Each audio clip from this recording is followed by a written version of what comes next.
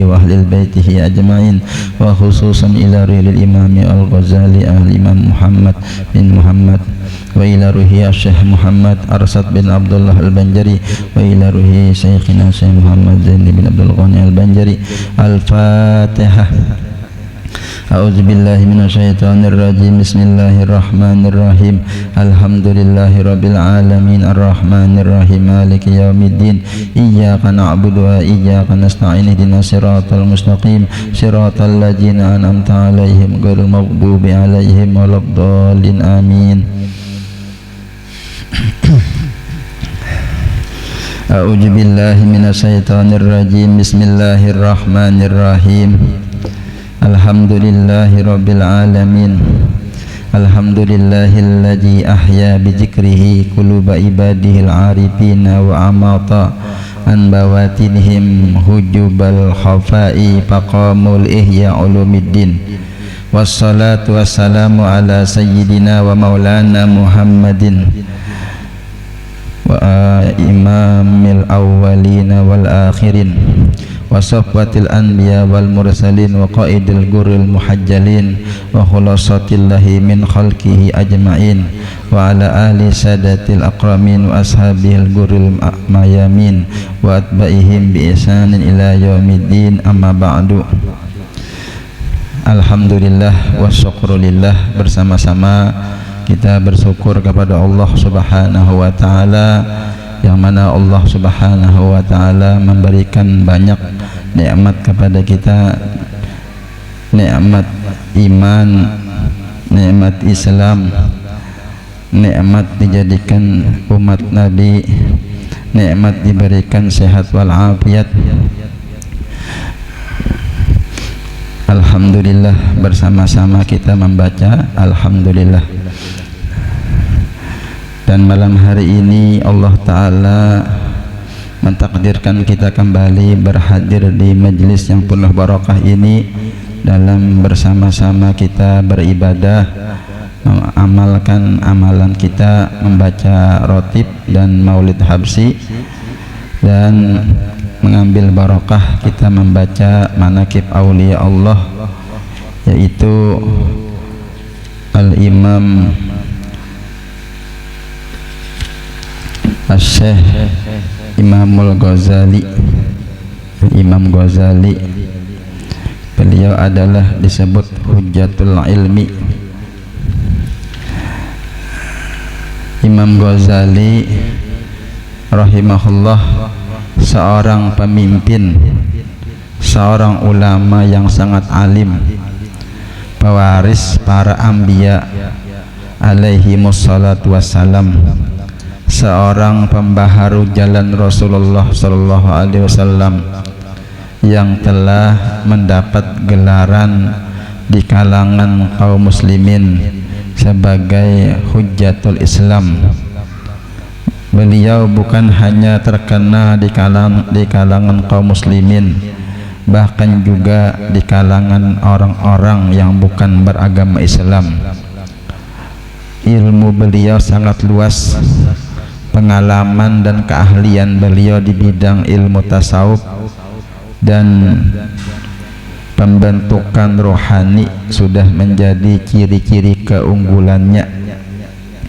Sementara kitab Ihya Ulumuddin yang beliau susun telah diakui kehebatan dan keunggulannya oleh kawan-kawan dan lawan. Jadi Sidin banyak mengarang kitab. Di antaranya yang terkenal adalah kitab Ihya Ulumuddin, itu tentang ilmu tasawuf isinya. Nama beliau adalah Muhammad bin Muhammad Al-Ghazali. Jadi Imam Ghazali itu ngaran Sidin Muhammad, Abah Sidin bernama Muhammad, Kai Sidin pun bernama Muhammad. Al-Ghazali At-Tusi lahir di kampung Ghazalah di kawasan Tusi, jelas daerah Tusi, sebuah kota yang ada di utara Iran, di daerah Iran sana lah. Beliau dari keluarga yang miskin tetapi sangat kuat beragama. Oleh karena orang tua Sidin meninggal dunia ketika Imam Ghazali masih kecil, maka beliau terpaksa menghadapi bermacam-macam kesusahan dan cobaan. Maka kesusahan yang beliau alami di dalam usaha mencari ilmu di waktu kecil ini sangat banyak, memberikan pengalaman kepada kehidupan beliau di masa tua. Jadi Imam Ghazali Sidin terkenal dengan ilmu Sidin, dan dari masa ke masa kedudukan beliau bertambah kuat dan pengaruh beliau bertambah besar, sehingga penghormatan yang diberikan kepada beliau melebihi daripada penghormatan yang diberikan kepada pihak pemerintah. Jadi bahkan Sidin terkenal mengalahkan presiden. Kemuliaan Sidin nih. Beliau mengajar di madrasah ini kurang lebih 10 tahun. Jadi Sidin mengajar. Setelah itu timbul di hati Imam Ghazali rahimahullah satu keinginan yang sangat mendesak untuk meninggalkan kedudukan yang tinggi. Jadi Sidin tadi di kerajaan, di daerah, di negara terkenal Sidin. Tapi sudah itu Sidin ada di hati timbul keinginan untuk meninggalkan pangkat kedudukan kehormatan itu. Lalu beliau terus berujlah. Jadi Sidin berpindah, bersembunyi Sidin, dan berhadap kepada diri sendiri. Jadi Sidin kada lagi di masyarakatnya Sidin tinggalkan. Maka pada tahun 488 Hijriah beliau pergi meninggalkan Baghdad dan meninggalkan segala kekayaan. Jadi Sidin beliau sugih kaya, tapi Sidin tinggalkan pangkat, Sidin tinggalkan, dan penghormatan untuk seterusnya. Beliau melazimkan diri mempelajari ilmu tasawuf dan penyucian rohani. Jadi Sidin mempelajari ilmu tasawuf. Sidin berhijrah. Beliau pada mulanya pergi ke Damaskus, negeri Syam, dan berujlah di sana kurang lebih 2 tahun. Kemudian pergi menunaikan ibadah haji ke Makkah dan ziarah ke Madinah dan Baitul Maqdis. Kemudian beliau kembali ke Syam dan beliau banyak berujlah di masjid. Jadi Sidin berkhalwat di masjid, dan di sanalah beliau mulai mengarang kitab Ihya Ulumuddin, dan tempat yang dipilih oleh Imam Ghazali untuk berujlah itu sampai sekarang ini masyhur dengan sebutan Al-Jawiyah Al-Ghazaliyah. Jadi sampai ini masih adalah tempat ibadah halwat Sidin, yaitu di belakang sebelah kanan masjid tersebut. Setelah itu Imam Ghazali rahimahullah pulang ke kampung asalnya, yaitu kampung Tusi, dan tinggal di sana lebih kurang 6 tahun. Kemudian tahun 499 Hijriah beliau diminta oleh raja untuk mengajar di madrasah Nazamiyah yang berada di Naisaburi. Oleh karena Imam Ghazali rahimahullah memandang bahwa beliau bukan hanya diciptakan untuk membimbing dirinya sendiri, tetapi juga untuk membimbing umat, maka beliau bersedia memenuhi panggilan raja tadi untuk mengajar di madrasah Nazamiyah Naisaburi itu. Jadi Sidin mau lagi mengajar. Imam Ahmad saudara Sidin. Jadi Imam Ghazali itu ada bisi saudara Imam Ahmad nih. Beliau menceritakan peristiwa meninggalnya Imam Ghazali. Jadi ujar Imam Ahmad saudara Sidin ini mengisahkan tentang wafatnya Imam Ghazali. Setelah terbit fajar hari Isnin 14 Jumadil Akhir. Jadi Sidin ini meninggal bulan Jumadil Akhir. Jadi ini pas ini bulannya lah wafat sidin tahun 505 Hijriah. Sidin Imam Ghazali memanggil, ini tadi diceritakan, Imam Ahmad menceritakan, saudaraku Imam Ghazali berwudu. Jadi Sidin melihat Imam Ghazali berwudu dan terus sembahyang subuh. Setelah sembahyang subuh beliau berkata, lalu Imam Ghazali berkata kepada saudaranya, bawa ke sini kain kapanku. Rupanya sudah siap nih kain kapan lah. Nah, rupanya Sidin tahu nih hendak meninggal. Bawakan ke sini kain kapanku, ujar Sidin, ujar Imam Ghazali nih. Lalu beliau mengambil kain kapannya, lalu dibawakannya oleh Imam Ahmad saudara Sidin. Dijulungnya kain kapan lah, diambil Sidin sambil beliau berkata, sambil Imam Ghazali berkata, aku telah bersedia untuk datang memenuhi panggilanmu ya Rabbi dengan penuh ketaatan dan kepatuhan. Setelah itu beliau mengunjurkan kakinya menghadap kiblat dan terus beliau menghabuskan napasnya yang terakhir untuk memenuhi panggilan Tuhannya dengan penuh ketenangan. Semoga Allah Ta'ala mencurahkan kepada beliau dengan rahmat yang luas, dan semoga Allah memberi kepada kita keberkatan dengan ilmu yang beliau tinggalkan. Amin ya rabbal alamin. Allahumma anjil fi qabrihi ar-rahmata wa ridwan wabtah lana bi barakati futuhal khairi ya rahman. La ilaha illallah Muhammadur Rasulullah. Al-Imam Ghazali waliyullah radhiyallahu an. Allahumma salli wa sallim ala nabil amin Sayyidina Muhammadin wa ala alihi wa sahbihi ajma'in. Walhamdulillahi rabbil alamin. Ya Rasulullah, kita baca kitab. Bismillahirrahmanirrahim. Alhamdulillahi rabbil alamin. Allahumma salli ala Sayyidina Muhammadin al-Fatihi lima ughliqa wal khatimi lima sabaqa nasiril haqqi bil haqq wal hadi ila siratikal mustaqim wa ala alihi haqqa qadrihi wa miqdarihil azim.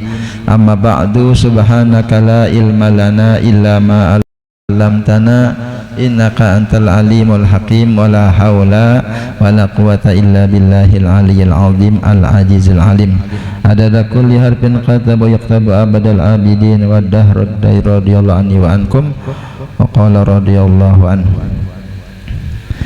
Soal jasadillah wajadatu kelampayan, apabila harus bagi seseorang ijtihad pada dua air yang serupa, maka adakah harus baginya memakai salah satu daripada keduanya dengan tiada ijtihad?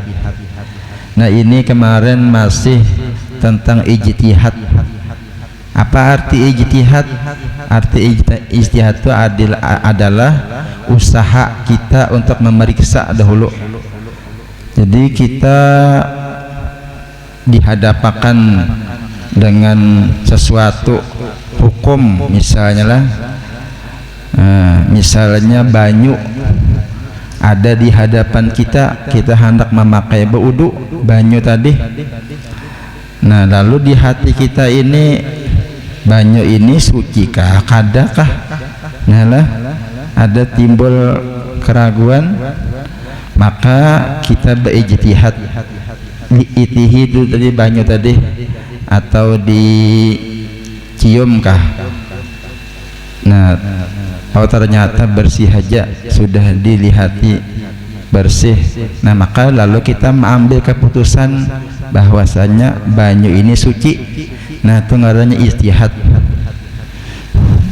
Jadi ijtihad itu jasidin tadi ada nang hukumnya wajib, ada nang hukumnya boleh-boleh aja. Nang kayak kita di pinggir sungai, nah itu biar itu yakin ya sudah banyu tadi suci karena banyaknya lah. Ada nang wajib kita berijtihad, nah misalnya banyu tadi sedikit, nah lalu kita memeriksa dulu supaya hati kita bersangkaan banyu tadi suci itu adalah.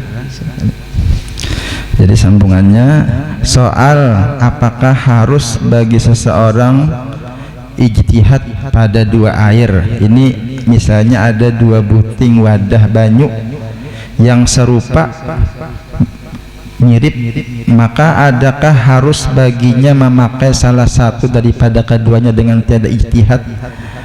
Jawabnya jasadillah, tiada harus baginya yang demikian itu, dan tiada harus pula baginya berpegang atas barang yang jatuh di dalam hatinya pada sucinya dengan tiada zahir alamat. Maka jika dipakainya akan dia dengan tiada ijtihad atau dengan tiada zahir alamat, niscaya tiadalah sah taharahnya dengan dia. Nah, jadi ini misalnya ada dua buah wadah banyu lah, dua buah wadah banyu. Nah, sebuah adab nang tak buat najis, tapi kita kada tahu lagi nang mana nang tak buat najisnya. Sebuah aja bang, sebuahnya kada. Artinya kita nih hendak memakai, masya Allah, pintar-pintar. Nang mana nang kita pakai banyu tadilah, misalnya banyu dua buah nih, nang banyu warna ember warna habang, misalnya ember warna putih dua buah. Kita dipadahi oleh anak kita itu bahaya tadi ada buat kami sebuah ajar. Tapi nang mana kita kada tahu, takodin anak kada tahu julun jar, nang mana kada dingit lagi jar. Nah itu berarti sebuah suci sebuah kada suci lah. Nah itu kayak apa kita hendak memakai? Nah tentunya berijtihad dulu. Arti berijtihad itu kita lihati dulu, dicium kah dulu. Oh sekalinya pas dicium sama aja kada duanya, kada ada bebau, kada ada bebau.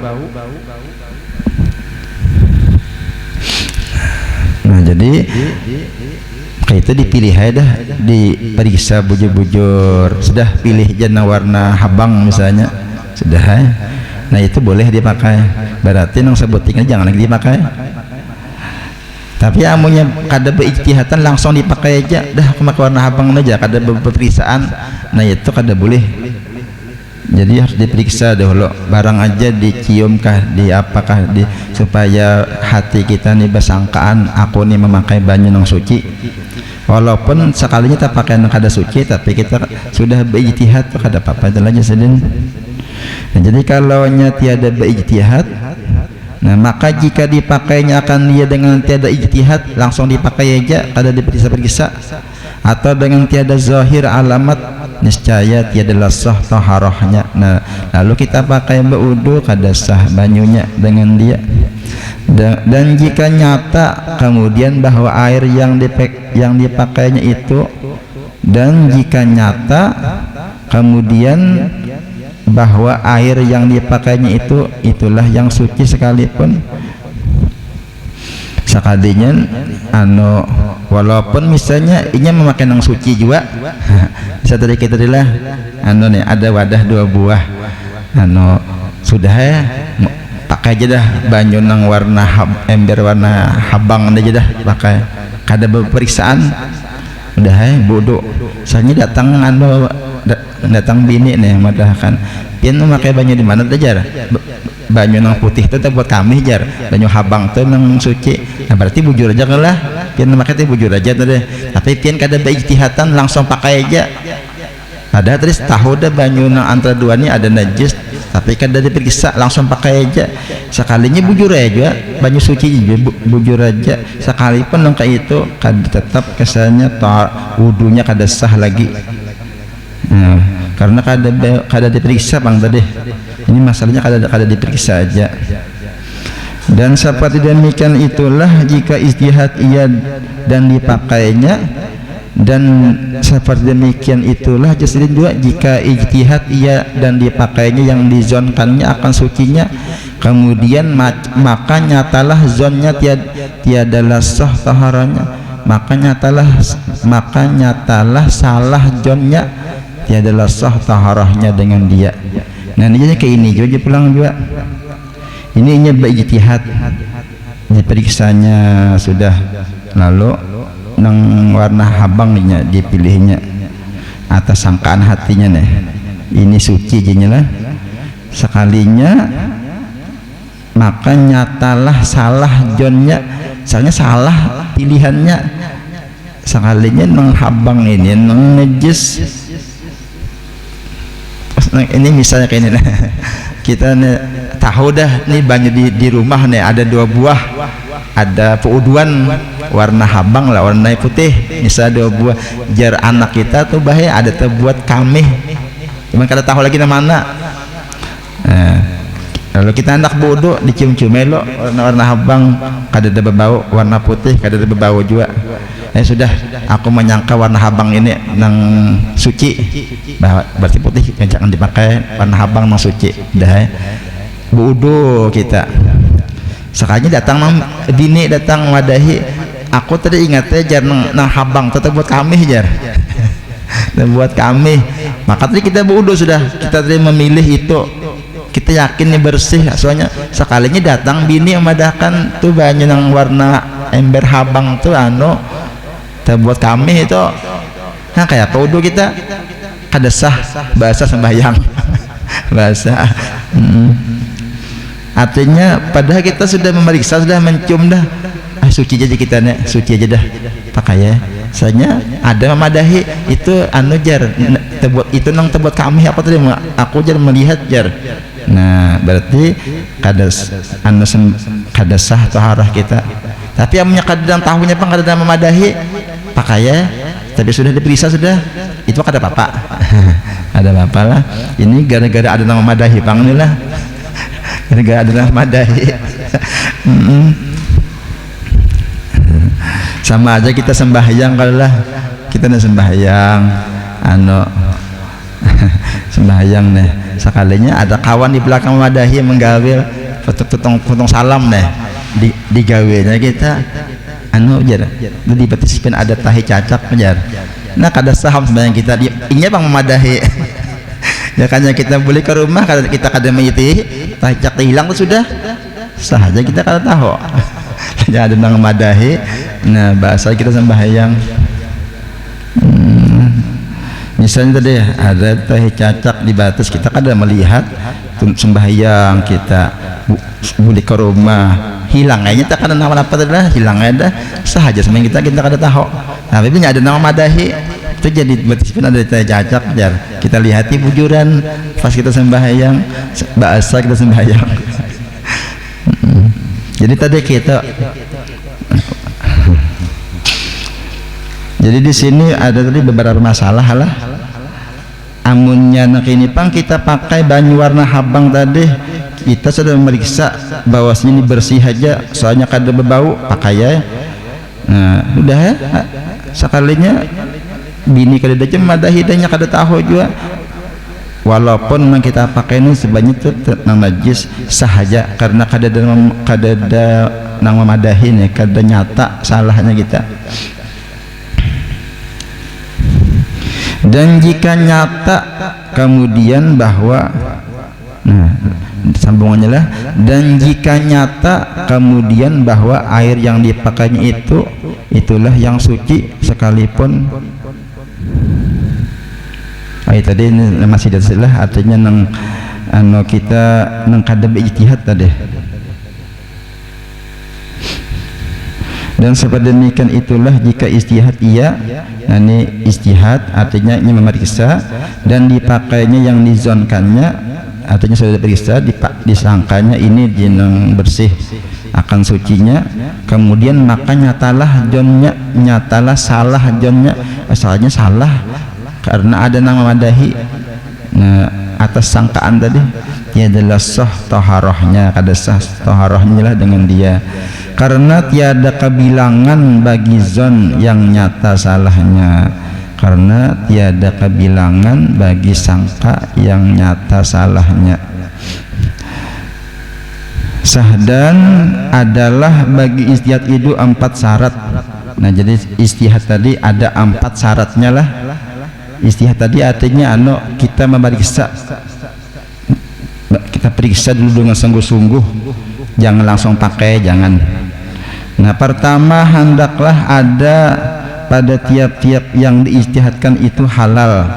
Jadi yang diijtihadkan itu halal bendanya nih.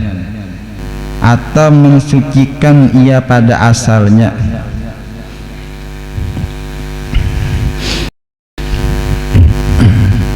Yang diijtihadkan itu adalah halal jasadillah dan mensucikan ia pada asalnya, maka tiada sah ijtihad pada air yang mutlak yang serupa ia dengan kamih yang hilang baunya, karena bahwasanya kamih itu tiada asal baginya pada mensucikan.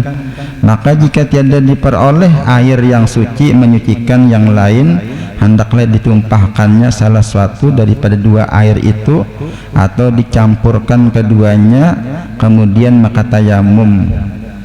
Nah, jadi ini misalnya kata dijualah ada banyu nih anu dua buah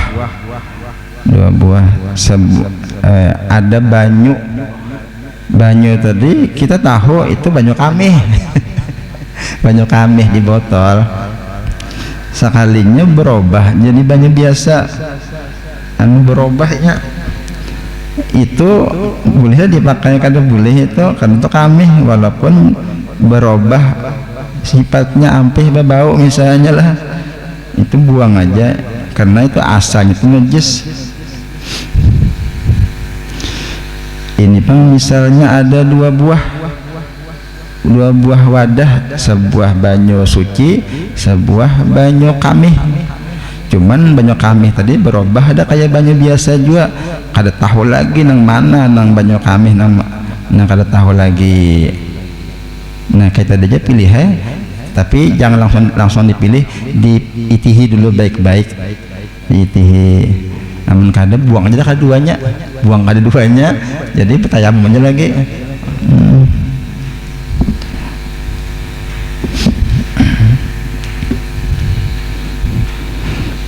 Maka jika tidak diperoleh air yang suci, misalnya tadi ada di banyu seember tadi, ini banyu seember terbuat kami, lalu ragu-ragu nih lah, jadi sidin maka ditumpahkan aja dah salah satu daripada dua air itu. Jadi misalnya dua buah ember, dua buah lah kita tahu sebuah itu nang takana kami, sebuah kada. Jadi supaya kita hendak memakai, periksa dulu kedua-duanya, diperiksa berasih aja.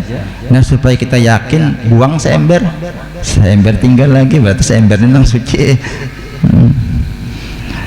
Atau dicampurkan keduanya, campurkan keduanya, kemudian maka tayamum. Iya, dicampur, dibalik aja, buang aja lah, dan tiada sah tayamumnya dahulu daripada menumpahkan. Jangan langsung bertayamum, buang dulu. Jadi kalau ada lagi bisi banyak hanya bertayamum, atau mencampurkan dia karena ada sertanya air yang suci menyucikan dengan yakin, atau ditambahkan lagi banyak-banyak. Nah itu supaya lebih dua kulah. Dan demikian lagi tiada sah ijtihad pada hayawan yang disembelih. Nah ini karena akan datanglah dan ada barokah manfaatnya.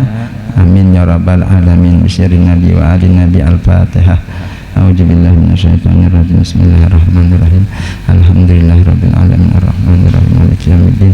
Iyyaka na'budu wa iyyaka nasta'in. Ihdinas siratal mustaqim siratal ladzina an'amta 'alaihim ghairil maghdubi 'alaihim waladdallin. Bismillahirrahmanirrahim. Alhamdulillahirabbil alamin. Allahumma shalli wa sallim ala sayyidina Muhammadin wa alihi wa ashabihi ajmain. Allahumma inna nas'aluka ridhaka wal jannah wa na'udzubika min sakhatika wan nar. Wa sallallahu ala sayyidina Muhammadin wa alihi wa sahbihi wasallam. Alhamdulillahirabbil alamin. Taqabbalallahu minkum.